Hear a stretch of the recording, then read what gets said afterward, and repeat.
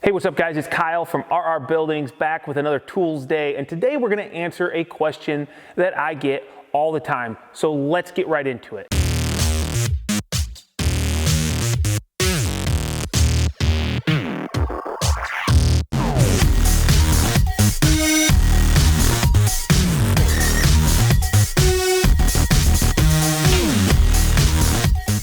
Hey, what's up guys? So we have today for you my circular saw top 5.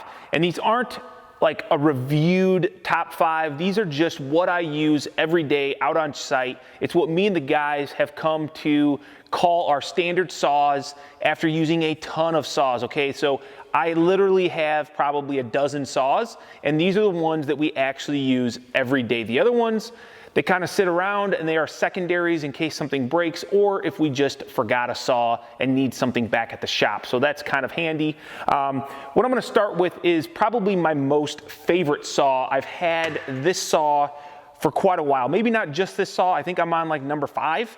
And maybe they've been dropped, maybe they just stopped working for whatever reason, but I just love it. It's the Milwaukee 6.5 blade left. Now, you might be saying, what's a blade left? Well, blade left is when you're looking at the saw, as you can see, the blade is on the left side of the tool.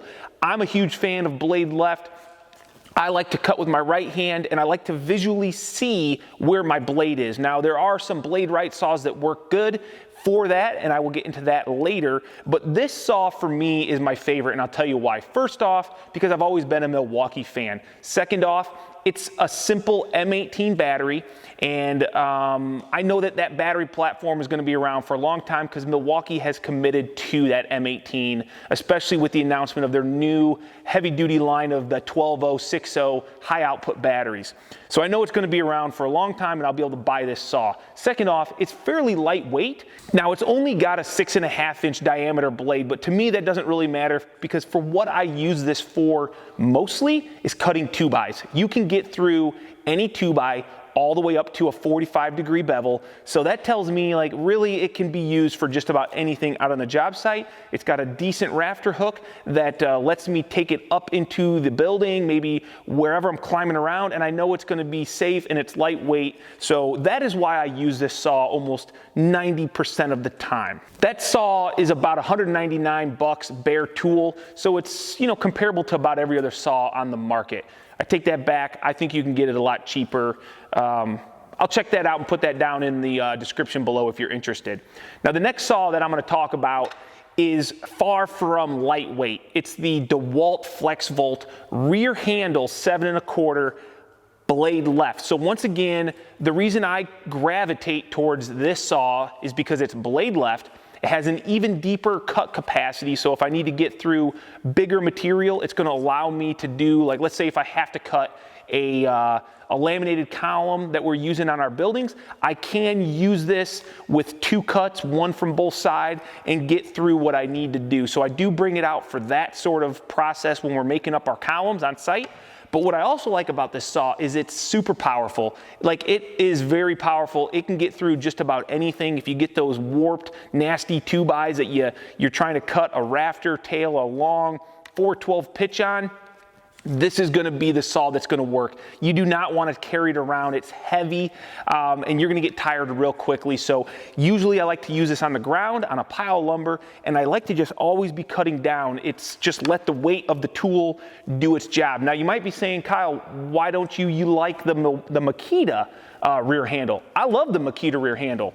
If I'm being honest, I think it probably performs a little smoother. Just something about the Makita motors are super smooth. But I don't have a ton of Makita batteries, and the FlexVolt is one battery. It's one 60-volt battery versus the Makita. You got to put 2 18 volts to get that 36-volt power. That to me is really the only major downfall. Otherwise, I think it's a great saw. So either one of those you guys might enjoy. I'm just a DeWalt guy because the battery. Like, really, that's probably my only major reason. Now, that DeWalt kit is about $350, and that's going to get you your battery, your saw, your charger.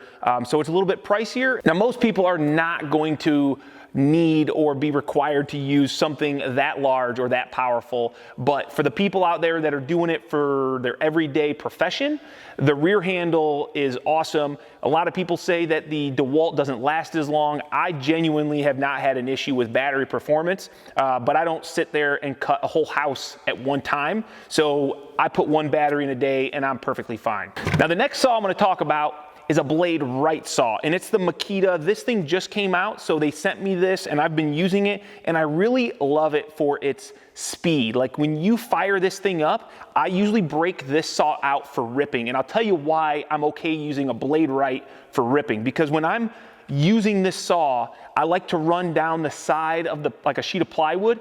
This thing will just like tear through plywood like nobody's business. It's very reminiscent to the Makita Sidewinder that you see on a ton of production framing sites. So a guy that maybe has been using that his whole life, the corded version, is really gonna love this saw. Me personally, I love my blade left for all my 2x cutting, but when it comes to plywood ripping, or even if I have to rip down a 2x to a certain dimension, this saw usually gets pulled out. Once again, it's got the 2 batteries, so you gotta have 2 Makita batteries charged up, but it's hard to explain. It's super smooth. My visual is not like, amazing because I'm not looking at the blade. I've got to kind of look through here, but it really does work well, and it's very comparable to the FlexVolt 7¼ right blade.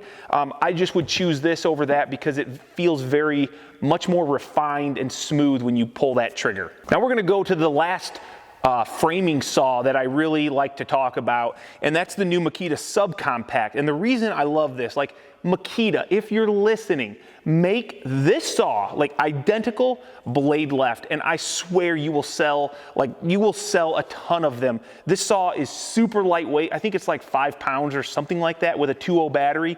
I think they're claiming like 350 cuts on a 2.0 battery in 2x4 material. Like, it lasts forever. It doesn't have the magnesium base. It's got an aluminum base. I do like magnesium for the durability and the weight, but aluminum is great too.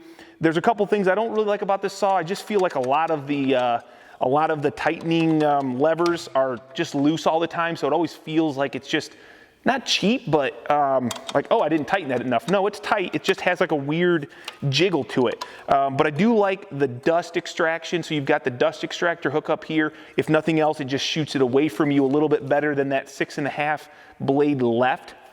And it has a really good visual, like you can see your blade. So I'm still gonna be cutting with my right hand with this saw, but I can see a lot better. So I usually keep this thing in my shop because I can hook it up to a dust extractor real easily and not get that dust blowing around my shop. Another feature about this that I like is it does have that auto speed ramp up technology. So when you need it, it does draw more power to get you through your material a little bit easier.